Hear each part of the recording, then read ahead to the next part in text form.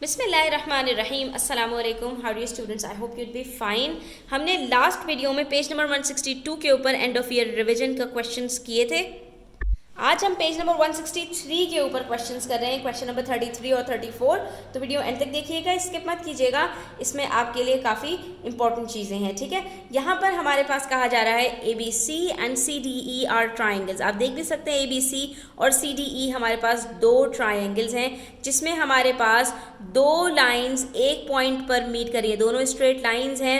तो इसका मतलब ये हुआ कि आपने यहाँ यहीं पर कुछ प्रॉपर्टीज़ को जो है वो आइडेंटिफाई कर लेना है स्टूडेंट्स, कि जब भी दो स्ट्रेट लाइंस किसी पॉइंट पर मीट करती हैं तो जो ऑपोजिट एंगल्स होते हैं वो हमेशा इक्वल होते हैं। यानी यहाँ पर हमारे पास जो एंगल ABC बनेगा वो बराबर होगा DCE के। आप यहाँ पर लिख भी सकते हैं, ठीक है, एंगल ACB, ABC नहीं, ACB बराबर है एंगल DCE के। ठीक है, कुछ प्रॉपर्टीज अपने जहन में यहाँ पर साइड में लिख लिया करें जब आप क्वेश्चन पढ़ा करें। उसके बाद हमसे कह रहे हैं ACE एंड BCD और ACE आर स्ट्रेट लाइंस। जब ये दोनों स्ट्रेट लाइंस हैं तो इसका मतलब क्या हुआ कि ये दोनों एंगल्स जो हमारे पास बनेंगे ऑपोजिट एंगल्स, ये इक्वल होंगे। And AB is equals to AC।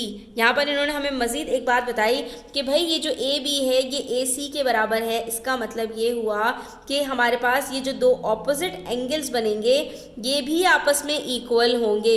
पहली बात तो ये कि ये दोनों एंगल्स इक्वल थे, अब ये दोनों एंगल्स भी इक्वल हो गए। इसका मतलब है ये जो एंगल ABC है ये भी इनके बराबर है। तो यहाँ पर हम ये लिख सकते हैं कि ये जो तीनों एंगल्स हैं हमारे पास ये तीनों आपस में बराबर हैं। वजह क्या कि यहाँ पर ये दोनों तो प्रॉपर्टी के तहत बराबर हैं और ये दोनों गिवन है हमारे पास आइसोसेलेस ट्राइंगल होने की वजह से कि ये दोनों बराबर हैं। तो हमें ये बात पता है कि जब दो चीज़ें आपस में बराबर हो और उनमें से कोई एक किसी तीसरी चीज़ के बराबर हो तो ये तीनों चीज़ें आपस में एक दूसरे के बराबर हो जाती हैं। ठीक है, अब हमसे कह रहे हैं एंगल BAC फाइंड आउट कीजिए।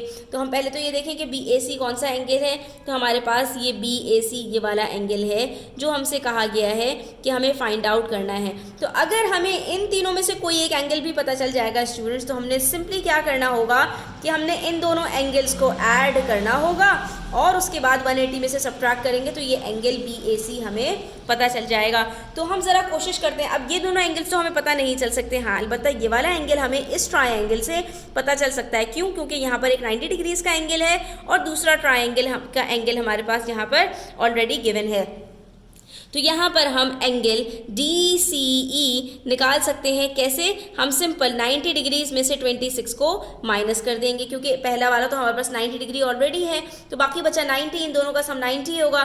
जब 90 में से 26 को हम माइनस करेंगे तो एंगल DCE हमें पता चल जाएगा। अब ये हमारे पास यहाँ पर स्टूडेंट्स कितना आएगा, ये हमारे पास आ जाएगा यहाँ पर 64 डिग्रीज। इसका मतलब है कि ये जो एंगल DCE है ये हमारे पास जब 64 डिग्रीज है तो ये दोनों एंगल्स भी हमारे पास 64 डिग्रीज होंगे।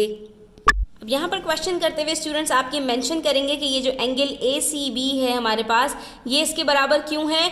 क्योंकि ये वर्टिकली ऑपोजिट एंगल है। ठीक है, ये चीज़ें आपको मेंशन करनी चाहिए, उससे ये एग्जामिनर के ऊपर बहुत अच्छा इंप्रेशन पड़ता है। ठीक है, ये हमारे पास वर्टिकली ऑपोजिट एंगल्स होने की वजह से बराबर हैं और ये दोनों जो एंगल्स हैं हमारे पास ये आइसोसेलेस ट्रायंगल होने की वजह से हमारे पास यहाँ पर बराबर हैं। ठीक है, ये यहाँ पर इन्होंने हमें मेंशन किया हुआ है ना कि ये दोनों हमारे पास ये जो दोनों साइड्स हैं ये बराबर हैं। और ये दोनों साइड्स किस में बराबर होती हैं? जब हमारे पास कोई ट्रायंगल आइसोसेलेस होता है। ठीक है, तो हमने यहाँ पर ये दोनों बातें लिख दी। जब हमें ये बातें दोनों पता चल गई और हमने लिख दी तो हमने कहा इसका मतलब है कि ये जो एंगल हमारे पास BAC है ये बराबर हो जाएगा 180 माइनस 64। ठीक है, इस 64 को भी माइनस कर देंगे, इस 64 को भी माइनस कर देंगे। और ये पता कैसे चले हमें 64? यहाँ से पता चले थे। ठीक है, लेकिन हमें इस ट्राइंगल को सॉल्व करने के लिए बस ये 2 64 चाहिए, इसका कोई काम नहीं है यहाँ पर। अब जब हम इन दोनों को सब्ट्रैक्ट करेंगे तो हमारे पास यहाँ पर आंसर आ जाएगा 52 डिग्रीज। और आप ये चेक भी कर सकते हैं अपने प्रोटेक्टर से, हमारे पास यहाँ पर आंसर आ रहा है। ये देखिए जीरो से हमने रखे बेस लाइन पर, ये जब चेक किया तो हमारे पास ये एग्जैक्टली 52 डिग्रीज ही आ रहा है। ठीक है। अच्छा, अब कुछ बच्चे कहेंगे कि मिस अगर हम इसको प्रोटेक्टर से ही निकाल सकते हैं तो हमें ये सब करने की ज़रूरत क्यों है?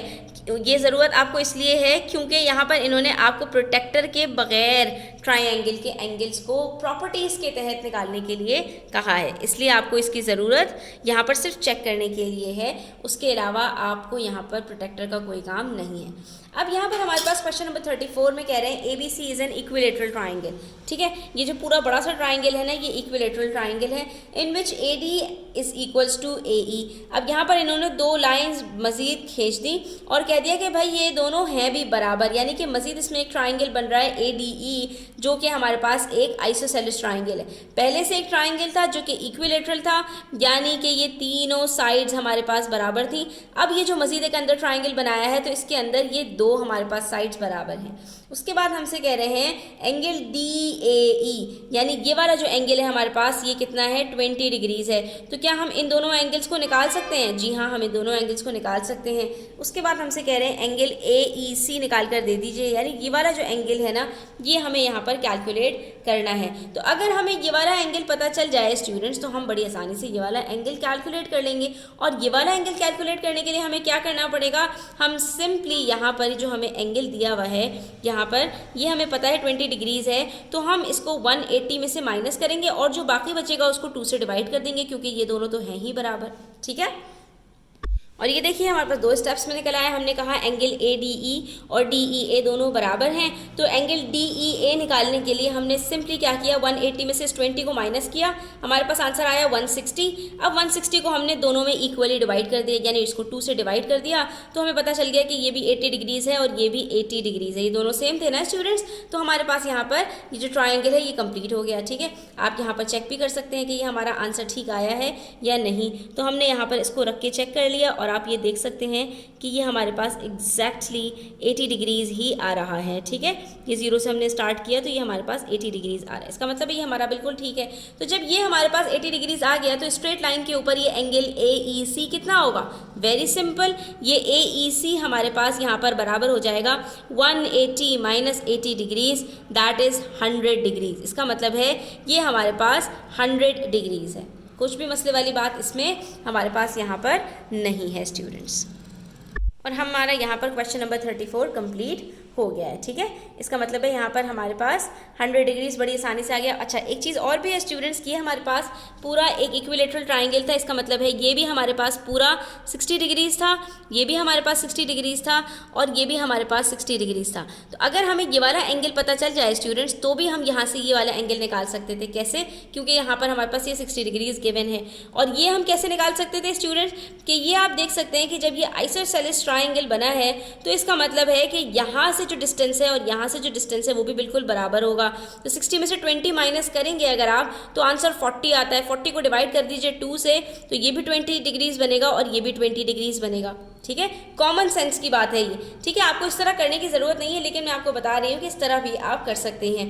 तो जब ये आपके पास 20 डिग्रीज है, ये आपके पास 60 डिग्रीज है, तो 60 प्लस 20 80 होता है और 80 को जब आप 180 में से माइनस करते तब भी आपके पास आंसर 100 ही आना था। ठीक है, तो यहाँ पर हमारी ये अंडरस्टैंडिंग भी बिल्ड हो गई, यानी एक क्वेश्चन को हम मल्टीपल तरीक़ों से कर सकते हैं, जो आपको आसान लगे, जो आपको अच्छा लगे, आप वो तरीका यहाँ पर चूज़ कर सकते हैं। तो आज के लिए इतना ही। वीडियो अच्छी लगी हो तो लाइक कीजिएगा, अपने फ्रेंड्स के साथ शेयर कीजिएगा, चैनल सब्सक्राइब नहीं किया तो सब्सक्राइब कर लीजिए। अपना ख्याल रखिएगा, अल्लाह हाफ़िज़।